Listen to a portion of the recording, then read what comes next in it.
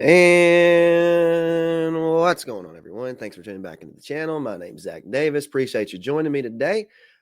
I'm going to give maybe the best option yet for Angelos. When I left the book of Hebrews, like chapter 1 and 2, I started out spiritual beings.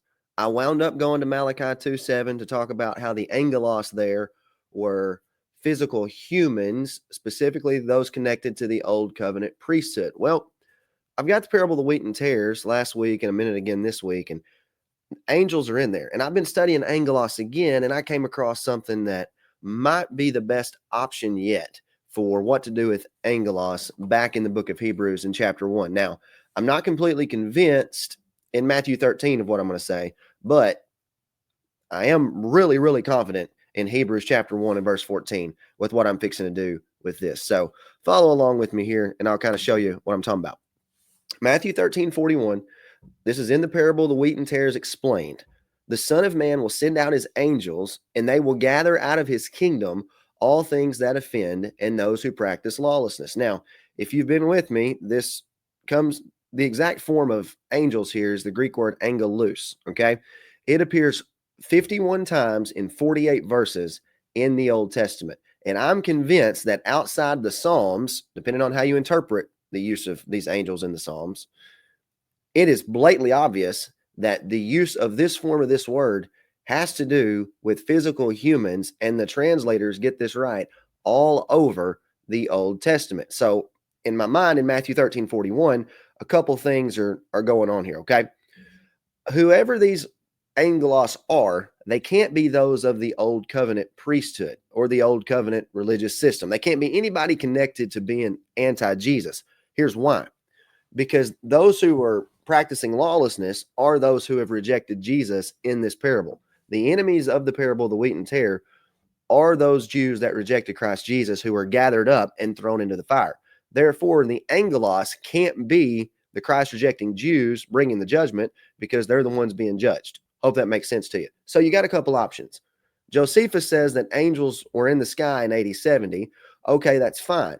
But the problem is, everyone agrees it was Rome that came and judged and burned Jerusalem and threw them into the fire, not supernatural angels. I'm not aware of anybody saying that it was supernatural angels in AD 70. I just don't see supernatural angels in this text, though it's possible, even though Josephus saw angels in the sky, or so they said, they weren't the ones that came down and did this. So anyway, you got two options here. It's either supernatural angels, or these angels, these messengers, refer to Rome. Now, I want you to look at a couple examples from the Old Testament of this exact form, angelos.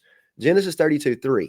Then Jacob sent messengers, angelos, in the Septuagint, before him to Esau his brother in the land of Seir, the country of Edom.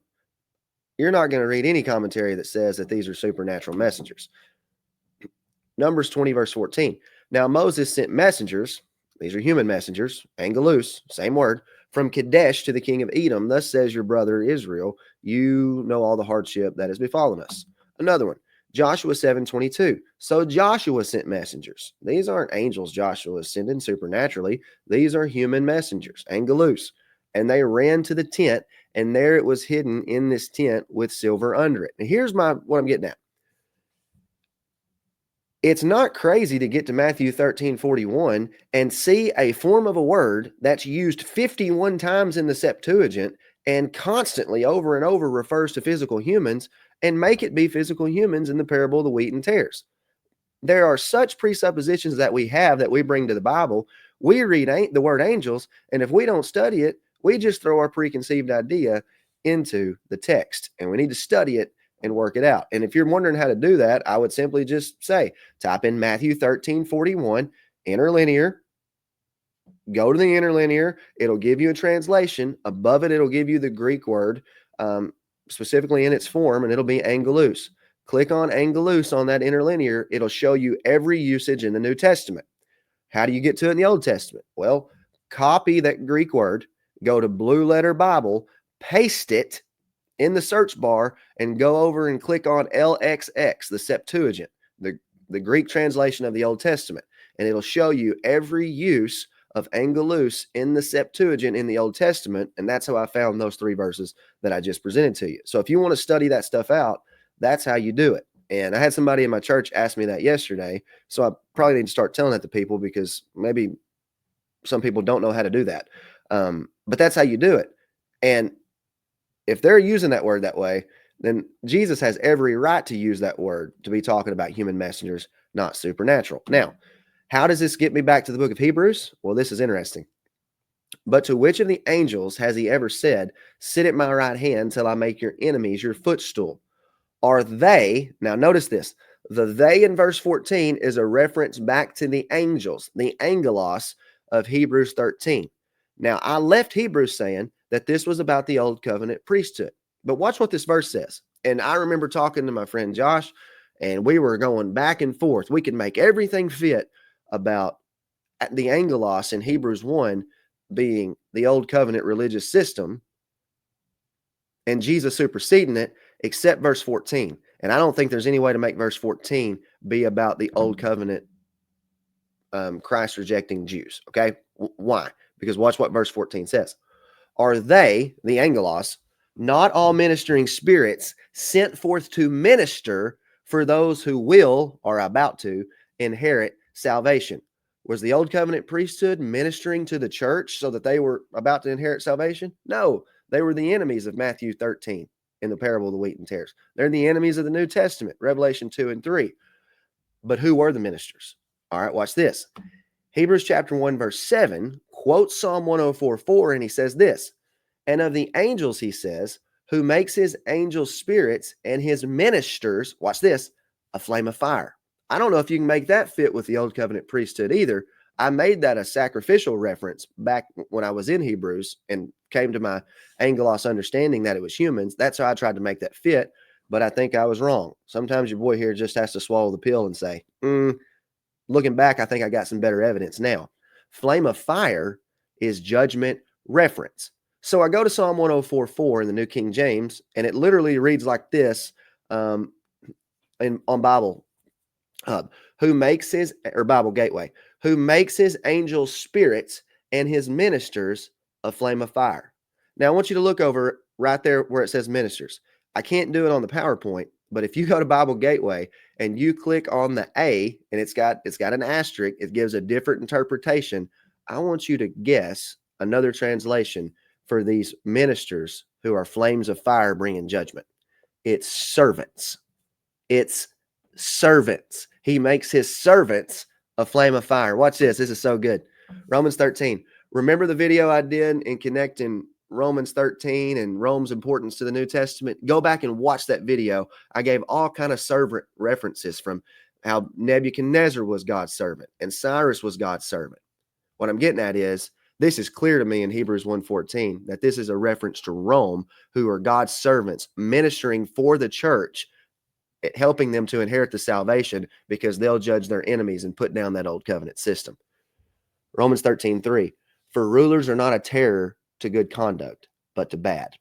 Would you have no fear of the one who is in authority? Then do what is good, and you will receive his approval, for he is God's servant, minister. What's this minister doing? What's this servant doing? He's going to bring the judgment, and it's for your good. But if, just like Hebrews 1:14, they're ministering to you on behalf of God to help you inherit salvation. But if you do wrong, be afraid, for he does not bear the sword. There's your judgment. There's your Matthew 13 judgment coming on the enemies in vain.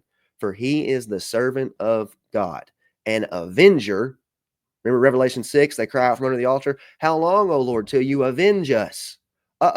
Deuteronomy 32 was just quoted in Romans chapter 12 when it says, vengeance is mine, I will repay, even repay into their bosom, for the Lord will judge his people. And that's also quoted in Hebrews chapter 10.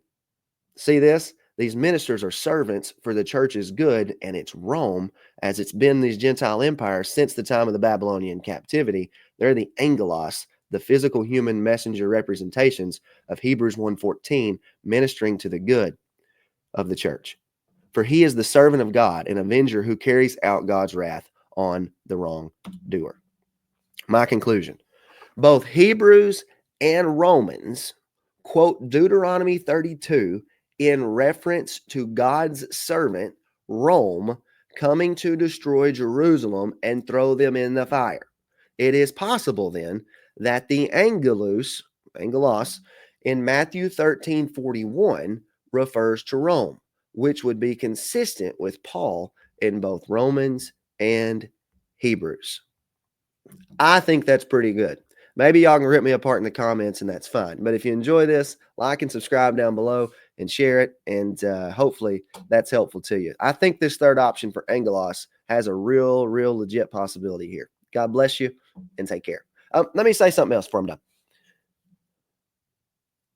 When we're thinking about Jesus taking over, it's not just that Jesus is taking over the old covenant. He is, but he's taken over everything in that known world creation, which includes the dominion that Rome had given by God. That's why in the new covenant, they're no longer under the Gentiles. Jesus has taken all of it. It's his. It wasn't just that Judea was given to Jesus. The whole known world was given to Jesus and placed under his dominion. Remember in Daniel 2, God took everything and placed it under Nebuchadnezzar's dominion that was given to Adam. Now it's been taken from Nebuchadnezzar, Babylon, Medo-Persia, Greece, and Rome, and it's taken from them and given to Jesus. So to say it another way, Adam's dominion was given to Jesus, and Jesus has all authority. All authority has been given to me in heaven and on earth, not just in Judea, but in the whole realm of the known world. And for me and you today, that correlates to our whole expansion. So think about that. I think that's pretty good. Take care.